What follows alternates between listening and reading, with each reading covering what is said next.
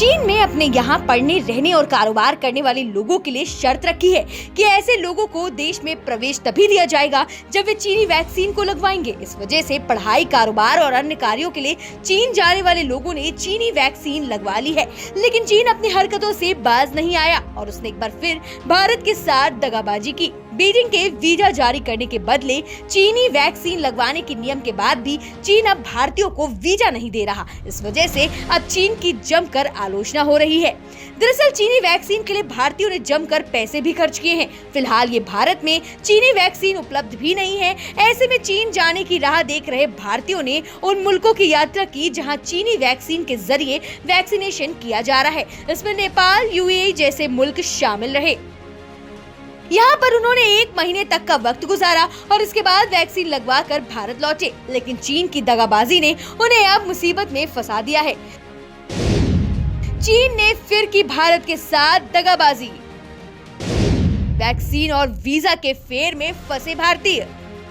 नई दिल्ली में चीन दूतावास ने 15 मार्च 2021 को एक नोटिस जारी किया। इसमें कहा गया कि व्यवस्थित तरीके से लोगों की आवाजाही को बहाल करने के उद्देश्य से भारत में चीनी दूतावास एवं वाणिज्य दूतावास चीन द्वारा निर्मित कोविड-19 वैक्सीन लेने एवं वैक्सीनेशन सर्टिफिकेट प्राप्त करने वाले लोगों को यात्रा सुविधा प्रदान की जाएगी। नोटिस में कहा गया कि वैध APEC बिजनेस ट्रैवल कार्ड वाले विदेशी बिजनेस वीजा के लिए आवेदन कर सकते हैं। इसके लिए उन्हें चीन में अपने समकक्ष से चीनी वीजा आवेदन सेवा केंद्र के जरिए चीनी दूतावास या भारत में वाणिज्य दूतावास के लिए निमंत्रण पत्र पहले की तरह ही हासिल करना होगा। बीजिंग के ऐलान के बाद चीन जाने की राह देख रहे भारतीयों के सामने दुविधा पैदा हो गई। इसके पीछे की वजह है कि भारत में चीनी वैक्सीनों की उपलब्धता का नहीं होना है।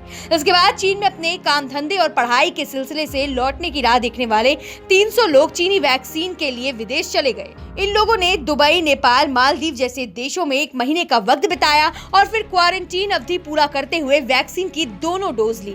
इस तरह उन्हें भारी खर्चा भी उठाना पड़ा।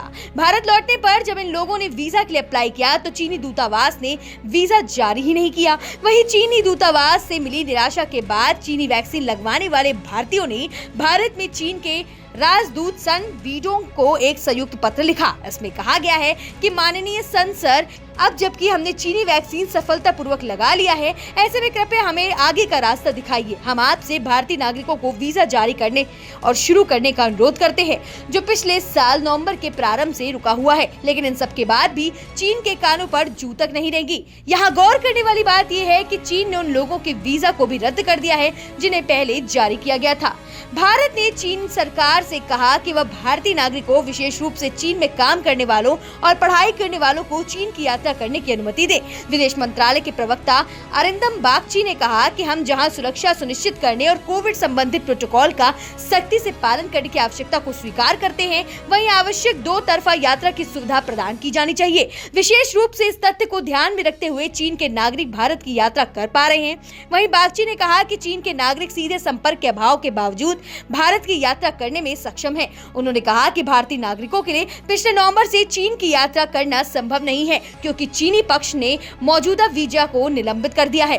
प्रवक्ता ने कहा कि हम भारतीय नागरिकों द्वारा चीन की यात्रा को जल्द से जल्द फिर से शुरू कराने के लिए चीनी पक्ष के संपर्क में हैं, खासकर उन लोगों के लिए जो वहां काम करते हैं और पढ़ते हैं। प्रवक्ता ने कहा कि इस साल मार्च में चीनी दूतावास ने चीन निर्मित वैक्सीन लेने वालों के लिए वीजा की सुविधा के बारे में एक अधिसूचना जारी की थी। उन्होंने कहा कि समझा जाता है कि कई भारतीय नागरिकों ने इस तरह से वैक्सीन लगवाने के बाद चीनी वीजा के लिए आवेदन किया है, लेकिन अभी तक उन्हें वीजा जारी नहीं किया गया है। चूंकि इन भारतीय नागरिकों ने स्पष्ट रूप से चीनी पक्ष द्वारा निर्धारित आवश्यकताओं को पूरा किया है, तो हम आशा करते हैं कि चीनी दूतावास उन्हें जल्द ही वीजा जारी करेगा।